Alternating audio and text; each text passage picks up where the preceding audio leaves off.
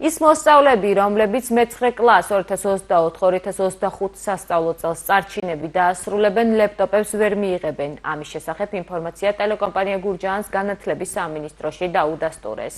მიზეზი ზოგადი განათლების კანონში შეტანილი ცვლილება არის, რომლის მიხედვითაც სკოლებში სავალდებულო საბაზისო განათლება 9 კლასის ნაცვლად 10 კლასით განისაზღვრა.